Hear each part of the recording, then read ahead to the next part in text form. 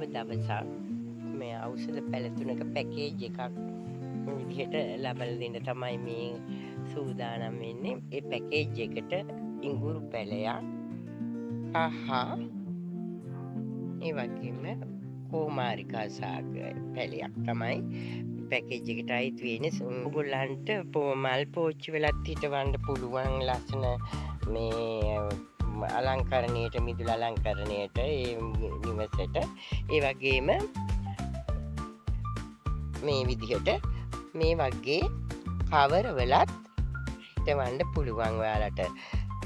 කවරවල හිටවනකොට කවරේ යටින් සිදුරු කරන්න ඕනේ, පැත්තෙනුත් සිදුරු කීපයක් කරන්න ඕනේ වතුර බැහැලා යන්න. ඒ වගේම පෝච්චි වල හිටවනකොට මම නම් මේ පොඩ්ඩක් මේ අඩියට උළුගල්කට හරි කැබලි කීපයක් දාලා තමයි පස් දැම්මේ. මොකද ඉක්මනින් පෝච්චින් වතුර බැහැලා යන්න ඕන නිසා. නැත්තම් අර පස් විතරක් වුණාම, සිදුරු වැහුණාම වතුර බහින එක පොඩ්ඩක් අඩු වෙන නිසා. මේ වගේ ඔයාලට කෝමාරිකායි, කහ, ඉඟුරු හිටෝ ගන්න පුළුවන් පහසුවෙන්, ඉඩකඩ නැති වුණත්. ඉඩකඩ තියෙන අයට පුළුවන් මේ ඉඟුරු, කහ, කෝමාරිකා ශාක තුනම බිම හිටවන්න පුළුවන්. ඉතින් ඒ හින්දා ඔයාලට පහසුවෙන් මේක පැල කරගන්නත් පුළුවන්. ඒක මම පැකේජ් එකට මේ ඊට අමතරව මේ වගේ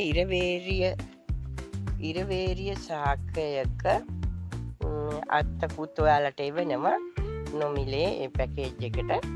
ඒක ඔයාලට පුළුවන් පෝච්චියක හරි බිම හරි හිටෝ ගන්න. ඒකත් මල් පැලයක් විදිහට ලස්සනට හදාගන්නත් පුළුවන්, බෙහෙත් ඖෂධයක්. ඒකේ කොළ, මේ මෑන්කොළ මේ වගේ කීපයක් කඩලා අරගෙන, ඉඟුරු කෑල්ලකුත් මේ අරගෙන ඒක කොටලා ඉවර වෙලා ඉස්මන්තේ හැඳි දෙක තුනක් බොන්න පුළුවන්. හදිසියේ බඩේ අමාරුවක්, අජීර්ණයක් එහෙම ඇතිච්ච වෙලාවට ඉතින් අත් බෙහෙතක් විදිහට ඔයාලට පාවිච්චි කරන්න පුළුවන්. ඒ වගේම දැන් ඔයාලට ඊට අමතර දැන් ඔයාලට එවන කෝමාරිකා පැලේ මෙන්න මේ වගේ ප්‍රමාණයේ පැලයක් තමයි එවන්නේ.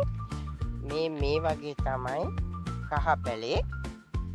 ඒ වගේම ඉඟුරු පැලේ මේ වගේ ඉඟුරු පැලයක් තමයි එවන්නේ. ඔයාලට මේ පැකේජ් එකට අමතරව තව කීම් බෝවිටි අවශ්‍ය අයට ලබා ගන්න පුළුවන් මේ වගේ ශාකයක්. කීම් බෝවිටිය කියන්නේ ලස්සන දම්පාට මලක් පිපෙන. ඒකත් පෝච්චියේ හිටවන්නත් පුළුවන්, බිම හිටවන්නත් පුළුවන්. ඒකත් මේ ඔයාලට පහසුවෙන් පැල කරගන්න පුළුවන් මේ ශාක වර්ග ටික. ඉතින් ඔයාලට ප්‍රයෝජනවත් වෙයි කියලා හිතෙනවා. කැමති අය මේ දුරකථන අංකයට WhatsApp මැසේජ් එකක් හරි කෝල් එකක් හරි ගන්න. තෙරුවන් සරණයි.